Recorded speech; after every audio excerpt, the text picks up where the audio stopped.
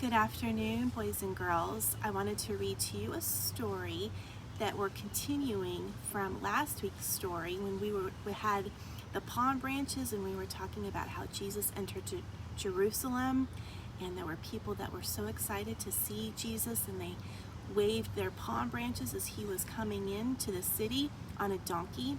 But then remember what Miss Melissa was saying about some Roman soldiers that were not happy to see Jesus. They didn't like that Jesus was getting all this attention and praise. So we're going to continue this story as we are in the week before Easter Sunday. And Easter Sunday is a special, special time of the year that we look forward to and celebrate because Jesus is alive. Let's read the story about Jesus' death first, because there's good news to come after that. "So you're a king, are you?" the Roman soldiers jeered. "Then you'll need a crown and a robe."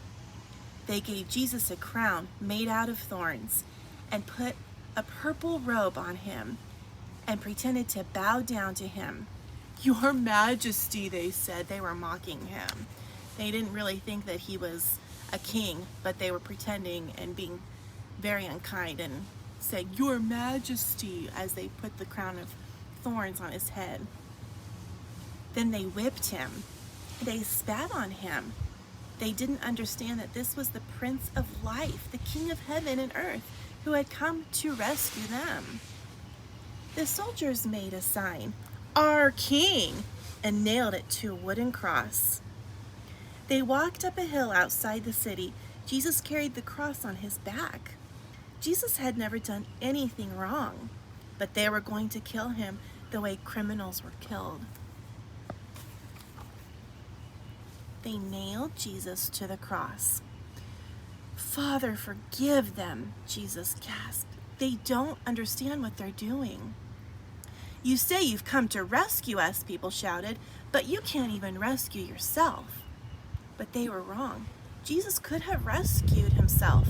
A legion of angels would have flown to his side if he'd called, because he is God. "If you were really the Son of God, you could just climb down off that cross," they said. And of course they were right. Jesus could have climbed down. Actually, he could have just said a word and made it all stop.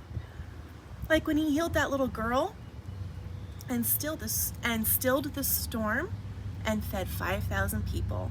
All of those were miracles that Jesus did. But Jesus stayed. You see, they didn't understand. It wasn't the nails that kept Jesus there. It was love. "Papa," Jesus cried, frantically searching the sky. "Papa, where are you? Don't leave me." And for the first time and the last, when he spoke, nothing happened. Just a horrible, endless silence. God didn't answer. He turned away from his boy. Tears rolled down Jesus' face, the face of the one who would wipe away every tear from every eye. Even though it was midday, kind of like right now, it's midday, the sun is shining, it's bright in the sky, there's blue skies right now, but even on the day that Jesus died, it was midday, a dreadful darkness covered the face of the world. The sun could not shine. The earth trembled and quaked. The great mountains shook, rocks split into two, until it seemed that the whole world would break. That creation itself would tear apart. The full force of the storm of God's fierce anger at sin was coming down on his own Son instead of his people. It was the only way God could destroy sin and not destroy his children whose hearts were filled with sin. Then Jesus shouted out in a loud voice, "It is finished." And it was. He had done it. Jesus had rescued the whole world. "Father," Jesus cried, "I give you my life." And with a great sigh, he let himself die.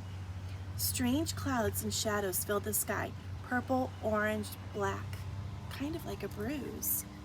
You see the sky, friends? There's purple, there's the color orange. Do you see the orange color? black. Those are all kind of the colors that you see when you get a bruise on your skin. Jesus' friends gently carry Jesus. They lay Jesus in a new tomb carved out of rock. How could Jesus die? What had gone wrong? What did it mean? They didn't know anything anymore, except they did know their hearts were breaking. That's the end of Jesus, the leader said. But just to be sure, they sent strong soldiers to guard the tomb. They hauled a huge stone in front of the door to the tomb so that no one could get in or out. This took a lot of muscle to get this stone rolled in front of this tomb so nobody could get in or out of that tomb. So friends, we're going to finish reading the good news of this story, because right now it doesn't sound like very good news because Jesus died, but there is good news coming and we'll talk about it tomorrow. Love you, friends.